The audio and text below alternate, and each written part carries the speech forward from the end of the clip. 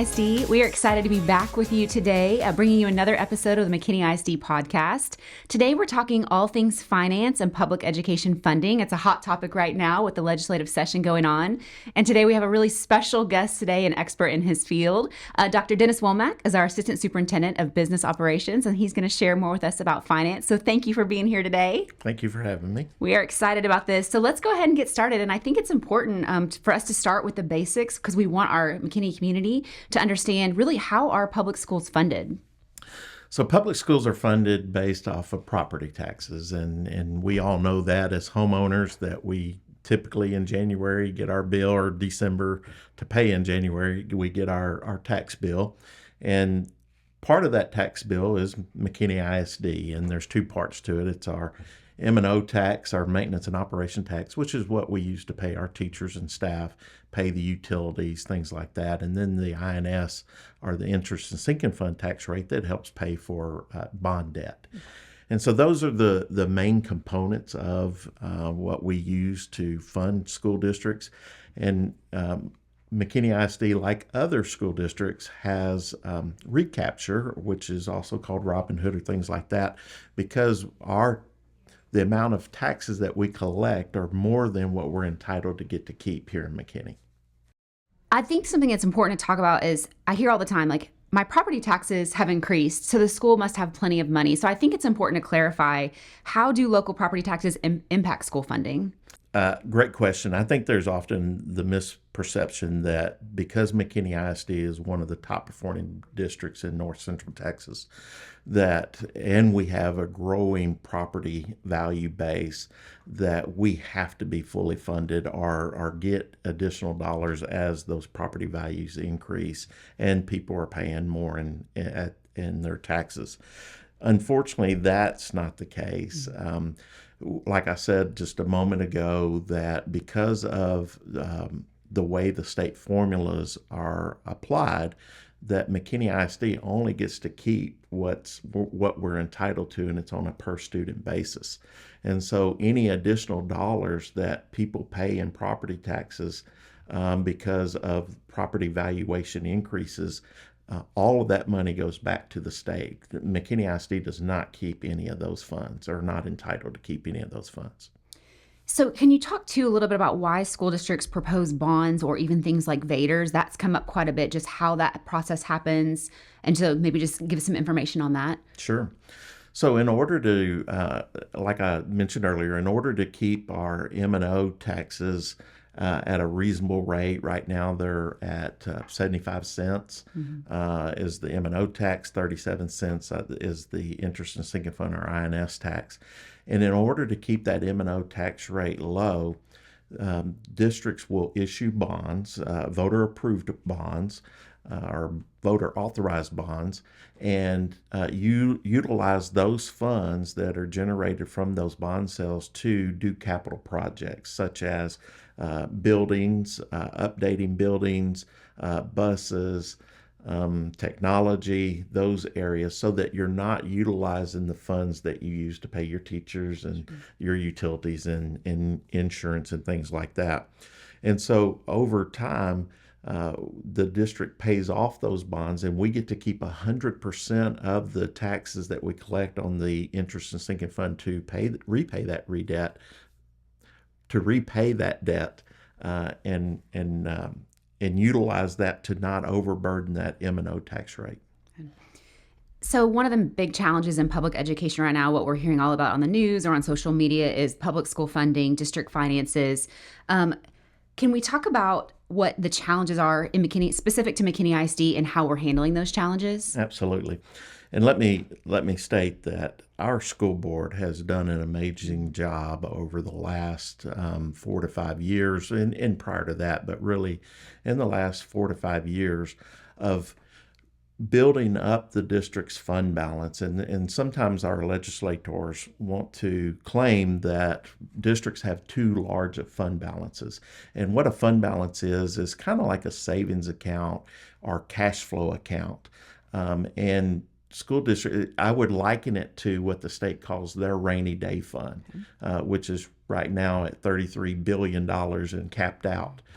So the state they have capped out on their rainy day fund, but they don't want school districts to have a nice safety account to be able to fall back on. Well, our board has done a tremendous job of ensuring that we have a healthy fund balance. And the reason why that fund balance is so important is when we do have economic challenges, that we can dip into those reserves to not decrease the quality and the effectiveness of the instructional programs that we offer kids. And so when there are deltas within the budget, such as this record inflation that we're all experiencing, our teachers are experiencing it, our parents are experiencing it, we're experiencing it here at the district. So our utilities are going up just like they are at your home. The cost to feed students is going up just like it is at your home. Every insurance is going up just like it is at your home. All of those costs have to come from somewhere in terms of the payment for them. And we've not had an increase in the basic allotment, which is the core backbone of the funding formulas from the state, since 2019. Now, Shelley, Dr. Spalding, think about how much has changed in costs since 2019 to where we are today in 2025. And we're not paying the same thing that we had been paying in 2019 we are today, but we're funded the same. And so I think back to being a little bit of a misperception is when people hear the governor say, our state leaders say, that education is being funded at the highest level it has ever been funded. While technically that's true, it's grossly misleading. And let me explain why that is. The reality of this is that basic allotment hasn't changed. We're getting funded the same level. It's $61,600 per student in average daily attendance. Attendance is the important piece there. But what it doesn't allot for or allow us is any of that inflationary cost that we've all experienced, which is estimated around 20% in our geographical area of the state. Additionally, over the last 10 years, the Legislative Budget Board, who reports this information to our lawmakers, has already come out with a report that from inflationary dollars, we're getting about $600 less per student today than we were 10 years ago. And so it's also misleading or grossly misleading to tell the public that we're getting the most funds ever when you include things like one-time investments into our teacher retirement account. Well, that's for retirees. That has no impact on today's classrooms and today's kids. So it's a little misleading. Or for the property tax reductions that we've all enjoyed. Well, they're counting the funds that go towards reducing that tax rate down so that we're paying less as part of educational spending. Again, those dollars have zero to do with the cost that is or the experience kids are receiving in classrooms. And so that's why it's misleading, why it may be technically true. Mm-hmm. It's not completely representative of the funds that we have available to spend on student learning. I think this conversation is so important for that reason, right? Like knowing more about the why and how it impacts McKinney ISD. I know our McKinney community, it's important for them to hear from you directly just on how this really affects us. And we've talked about this, so there may not be more to add, but I want to ask it just in case. How does state and federal funding impact a district's budget? Yeah, so state funding is huge, and it is the backbone. And as I said earlier, our board has been very conservative and fiscally prudent in managing our expenditures as well as that savings account. And so one of the reasons why that's so important, Dr. Spalding, is that when we have an increase in costs like we're having now due to these inflationary pressures, I want to mention a few others that have also helped. We have, over the last 2 years, given additional raises, 3% raise in 23-24 and a 3% raise to our staff in 24-25. And that's just to keep up with inflation. Our staff are experiencing the same issues that we all are, and we need to give them something, but we've not recuperated those funds. So that is why we would use that savings account to help pick up the difference in between there, or the shortfall. And so that record inflation, we've had unfunded mandates. As you know, we've had to place an armed officer at every campus in the district. That was mandated by the legislature this last session, and it's not a bad legislation to have an armed officer at every one of our schools. The problem is it didn't come with any new funding, or it did come with a small amount, about 28 cents per student, but that's not enough to fund the program when it costs us $2 million to fund.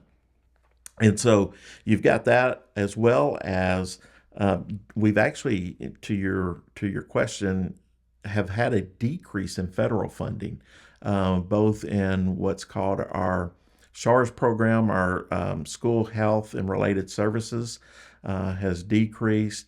Our amount of title funds have decreased down, which help with our economically disadvantaged population in the district. Those numbers have come down over the last 2 years. Remaining competitive with our salaries, I mentioned that, and those raises. Our growth in our special populations group has increased about 16% over the last 2 years, and those programs require more funding, and the state in the last biennium didn't choose to invest any more dollars in special education, so districts are having to move dollars and make trade-offs in other areas and other programs to be able to fund these mandated programs that we have to provide. Those students have to get their services from school districts. And then we've had, in McKinney, we've had stagnant enrollment. Our enrollment's been fairly flat, especially over the last 2 years. We are experiencing growth in sections of the district in the far northwest and the far northeast, and we've had decline in enrollment in the far southwest and parts of the central portion of the district. And so the reason why that's important is because we're funded on average daily attendance. We're only get any money from the state or credit for money from the state when a student actually attends school. So our attendance rate has also dropped over the last couple of years. Parents are sending their kids to school less frequently than they have in the past. We used to be around a 96% attendance rate on average. Now we've dropped down to about 94%.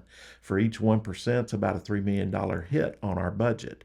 And so that's a $6 million hit just in a 2% decrease on the attendance rate. And lastly, that stagnant enrollment is due to a nationwide low birth rate. There's just a less number of school-age kids that can afford to buy a home in portions of McKinney, Texas, and so we're seeing a decline in those enrollment.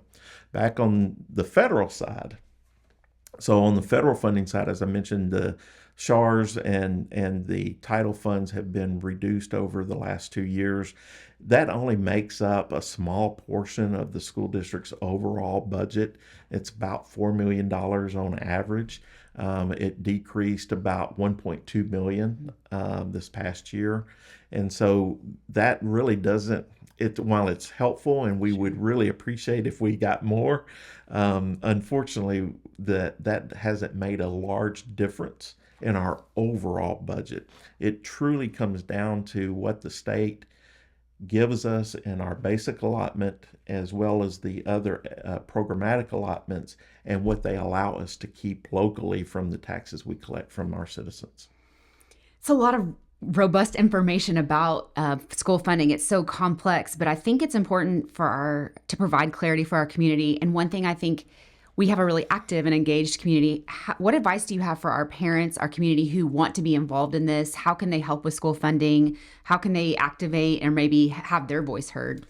I think the first step is to become educated about school funding. And there's a lot of misinformation out there and disinformation.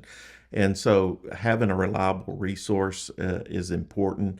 I think that we often hear our lawmakers spin the information like we're funding Texas public schools better than we ever have or more than we ever have. Looking into those and not, I wouldn't call it fact checking because technically it is true, but it is grossly misleading. And so I think becoming informed is a first good choice. And then secondly is reach out to your representative and your senator that serve our area. They will listen to the public. They hate hearing from educators. They think we whine too much anyway. But they will listen to the voters. And so when districts have financial challenges and we dwindle or have to dip into our savings account, just like at your home, you can only do that so many times. And then you're not able to do that anymore. And then what occurs next is you have to start reducing expenditures. Shelley, you know as well as anybody, we have about 85% of our budget is in payroll. Yep. So 85% of our budget pays for our teachers, our staff, our custodians, our bus drivers, our food workers, all of those people. So when we're talking about reducing our budgets, we're really talking about reducing people and having to reorganize those parts. One of the misconceptions too, and you and I hear this often, is, well, if y'all weren't so bloated at central office, that was on my mind. Your administrative costs are way too high. And I have news for you that while the state average is around 4%, McKinney ISD is around 2%. We are a very lean central office. We have a lot of tasks being accomplished by a very few number of people. And I would compare our central office and our administrative cost to other districts that are similar to us. And we are much more lean than any other. And so at some point, because of all these mandates we have by the state that are not funded typically, yes, we have to get that work done. It's a requirement. And so someone has to pick up the work and get it to the completion state to even allow us to keep the funds that we are provided. So it's almost like a double-edged sword a little bit. But back to your question about the realities and the challenges is that we have to make cuts that are furthest from the classroom as possible. We don't want to impact the quality of a student's education.